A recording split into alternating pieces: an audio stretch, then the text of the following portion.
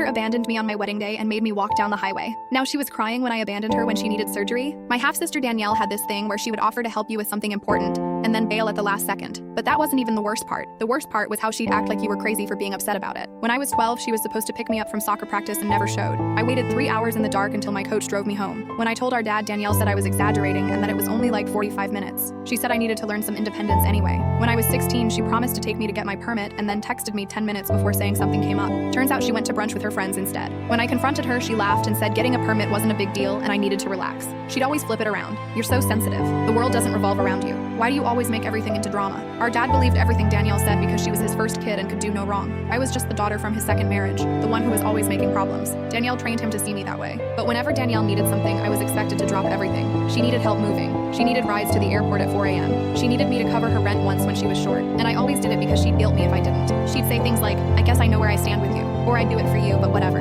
So I kept showing up for her thinking eventually she'd do the same for me. The wedding happened when I was 28. Danielle actually seemed excited about it.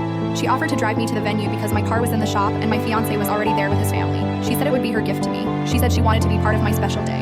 She'd pick me up at 2 and the ceremony was at 4. At 1:45, I was in my wedding dress waiting. At 2, she wasn't there. At 2:15, I called and she didn't answer. At 2:30, she finally picked up. She told me her friend Kim was having a crisis and she had to go help her right now. I told her I was in my wedding dress. I told her the ceremony was in 90 minutes. She said she couldn't just abandon Kim. She said I could call an Uber or something. She said she was sure I'd figure it out. Then she hung up on me. Every Uber was 45 minutes away because I lived in the middle of nowhere. Everyone I knew was already at the venue. I ended up walking down the highway in my wedding dress. My heels broke on the gravel and I had to carry them. A stranger pulled over and drove me to my own wedding. I arrived 40 minutes late with my makeup destroyed. Half the guests thought I'd gotten cold feet. My fiancé looked like he was going to be sick from worry. Danielle showed up at the reception 3 hours later. Turns out Kim's crisis was that she was fighting with her boyfriend. That was the emergency. Danielle said I should be grateful I made it and that I was ruining my own wedding by being upset. She said the world doesn't revolve around me. She posted photos from my reception that night calling it the best wedding ever. 8 months later, Danielle called. She needed surgery. Nothing life-threatening, but she needed someone to drive her there at 6 a.m. and pick her up after because you can't drive yourself home from anesthesia. Her friends were all busy. Our dad lived too far away now.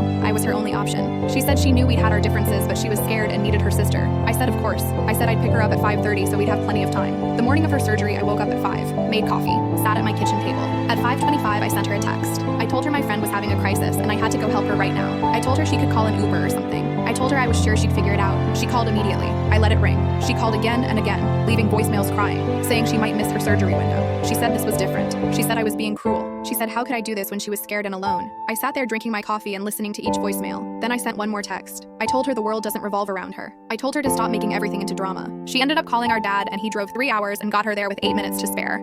Danielle tells everyone I abandoned her during a medical emergency. She still doesn't understand I just gave her exactly what she gave me.